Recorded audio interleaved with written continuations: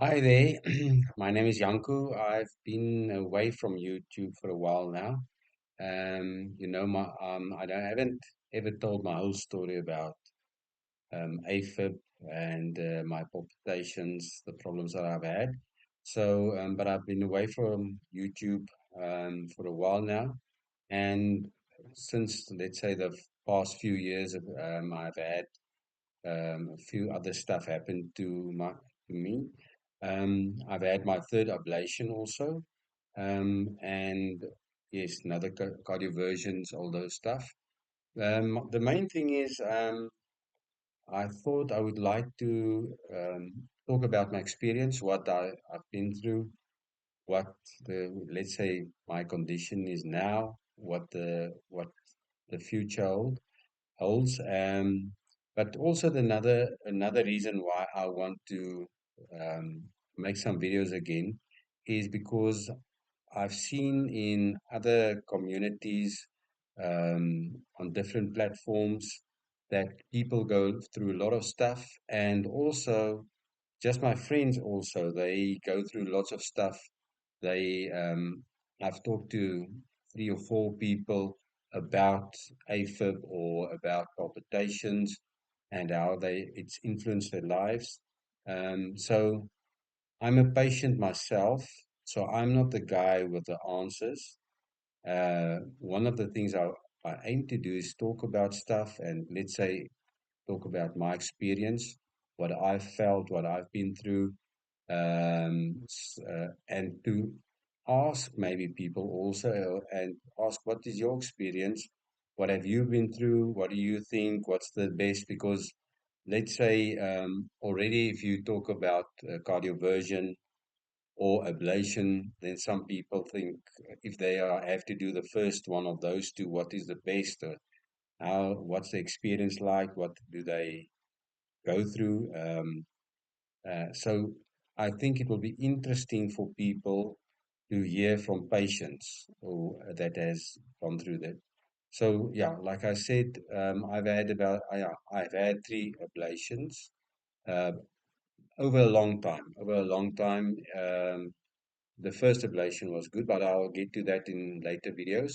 And then I've had about, I think it's more than 15 cardioversions already, and how that, yeah, the experience I had different experiences in different ones of them. So just to talk about that a little bit, medication, all those stuff from beta blockers, blood thinners, what type of blood thinners, then stuff about what you can eat, what you can't eat, about exercise, what you can do, what you can't do. I'll, I want to talk about my experience, the type of exercises that I've done, and just, you know, talk a bit about how it impacted my life, the AFib.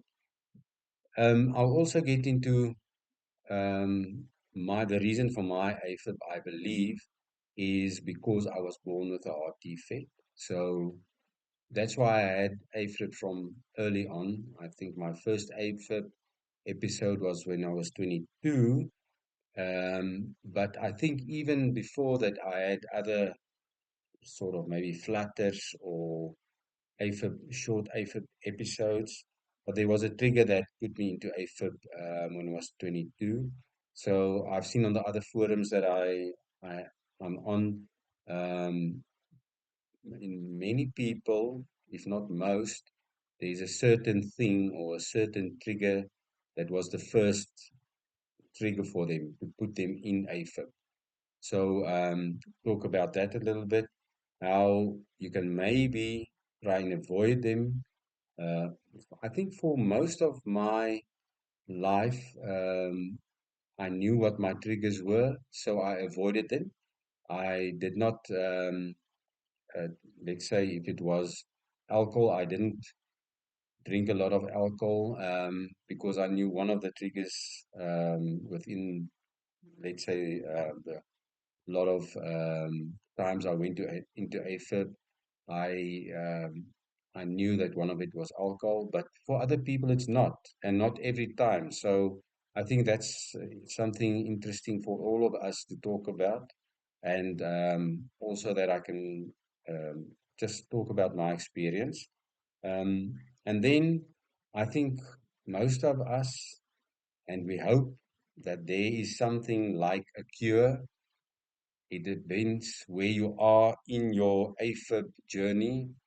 I'm now talking about AFib, but I'm also referring to other like palpitations, flutters, and PVCs and PACs, although they are not uh, AFib, they do have a stress on you.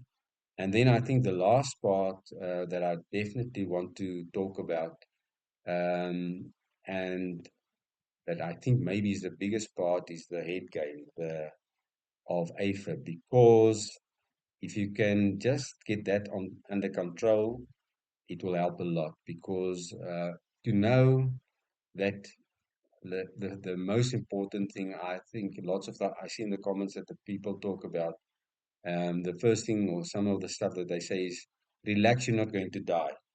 So, but it feels like you're going to die. So, how do you navigate that problem?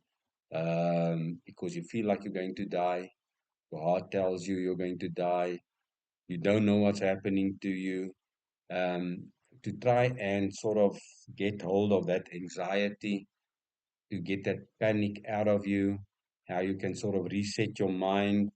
For me, I think that was the biggest struggle for me, because the heart is sometimes, if it's out, you sort of, okay, it's out. But then the thoughts come, and the panic comes, and the anxiety comes, and then you ask lots of questions. Um, it's not to say you get the right answers.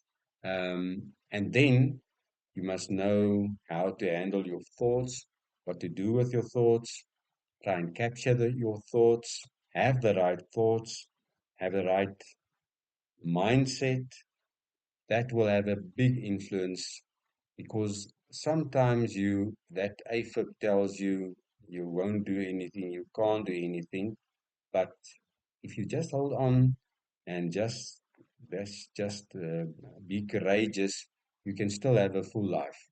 So I think the best thing is to try and get a hold on your thoughts, or your thought life, and what you think, and how you think that AFib will have an influence on your life.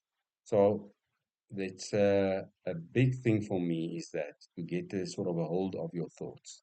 So yeah, that is just as like an intro, and then I mean, I have ideas of lots of stuff that I want to discuss, and then I'm going to do my best to put up more videos of my experience, what happened, what I think works, what I think doesn't work, what you must put emphasis on, what not.